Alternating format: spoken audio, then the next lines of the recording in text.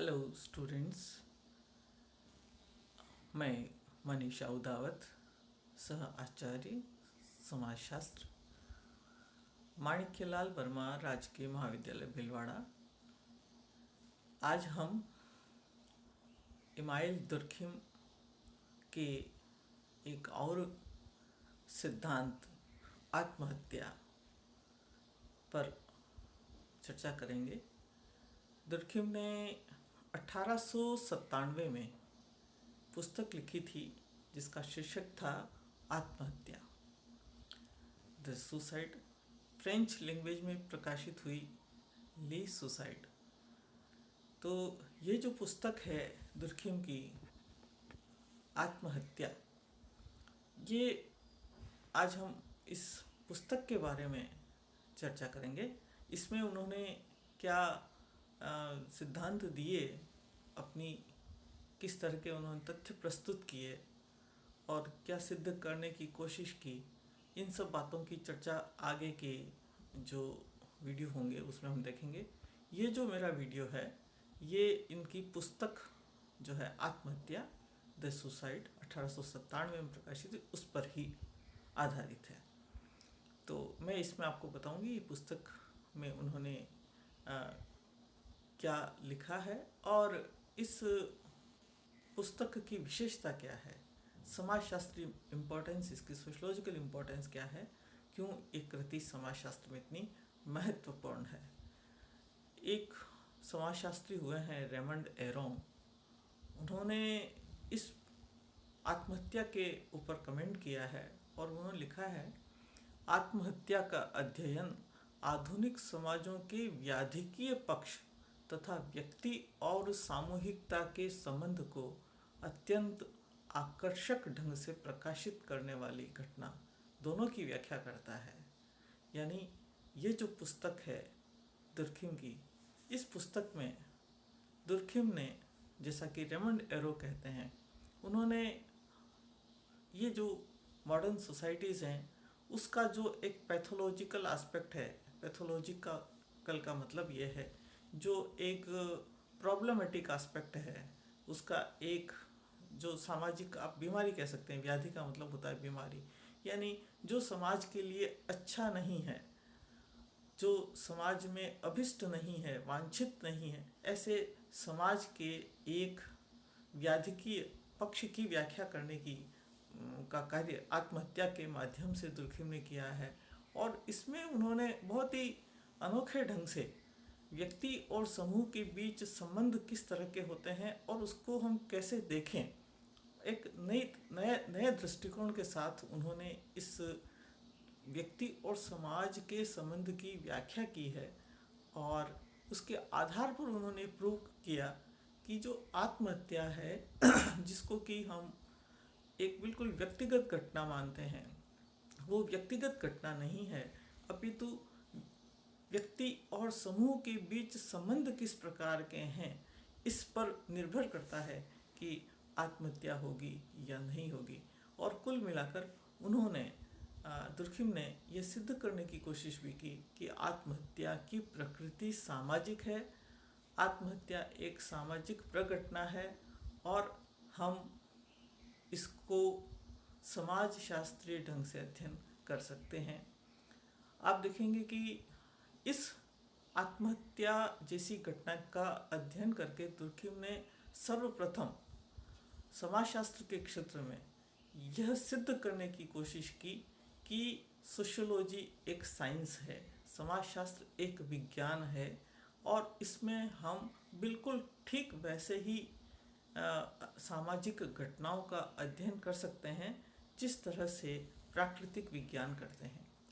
आपको पता ही होगा कि जब हमने रूल्स ऑफ सोशियोलॉजिकल मेथड पुस्तक के बारे में चर्चा की थी, जिसमें उन्होंने सामाजिक तथ्य की बात की, तो दुर्खिम ने अपने पद्धति शास्त्र में, समाजशास्त्री पद्धति के नियम जो उन्होंने लिखा, उसमें उन्होंने इस बात का पुरजोर समर्थन किया और वो इसके लिए बिल्कुल दृढ़ प्रतिज्ञ थे कि समाजशास्त्र एक विज्ञान होना चाहिए और वो भी प्राकृतिक विज्ञानों के जैसा, और हमारी अध्ययन पद्धति भी प्राकृतिक विज्ञानों की अध्ययन पद्धति जैसी होनी चाहिए।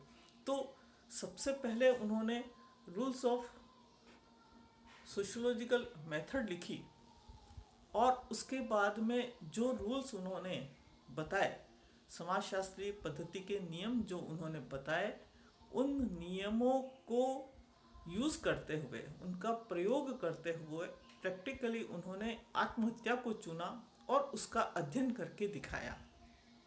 तो ये जो पुस्तक है आत्महत्या, ये अपने आप में महत्वपूर्ण इसलिए है कि ये समाजशास्त्र के इतिहास में पहली ऐसी कृति है, पहली ऐसी रचना है जिसको वैज्ञानिक विधि से लिखा गया है। वैज्ञानिक पद्धति, समाजशास्त्रीय पद्धति या प्रत्यक्षवादी पद्धति जिसको दुर्खिम ने, कॉम्ट ने, स्पेंसर ने कहा, उस प्रत्यक्षवादी पद्धति के आधार पर इस पुस्तक को लिखा गया।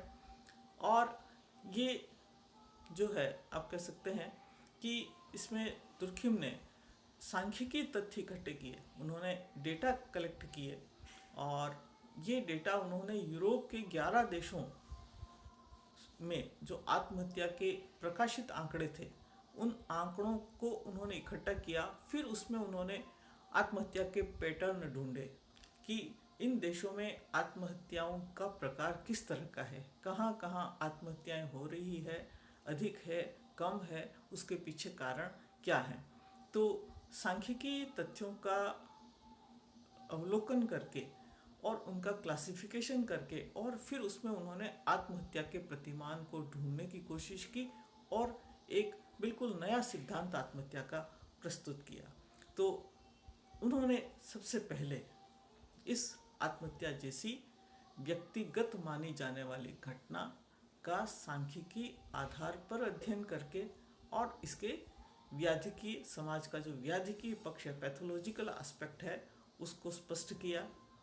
आत्महत्या को एक सामाजिक प्रघटना सिद्ध किया और ये स्पष्ट किया कि आत्महत्या के कारण सामाजिक हैं, न कि व्यक्तिगत। तो ये पुस्तक अपने आप में इसलिए महत्वपूर्ण है, दुर्खिम की तो है ही, लेकिन समाजशास्त्र के क्षेत्र में भी ये प्रथम वैज्ञानिक पुस्तक के रूप में आज भी महत्व रखती है। लगभग आप देखेंगे 125 वर्ष से ज़्यादा इस पुस्तक को हो गए हैं प्रकाशित हुए, लेकिन आज भी ये पुस्तक उतनी ही महत्वपूर्ण है जितनी उस समय में थी।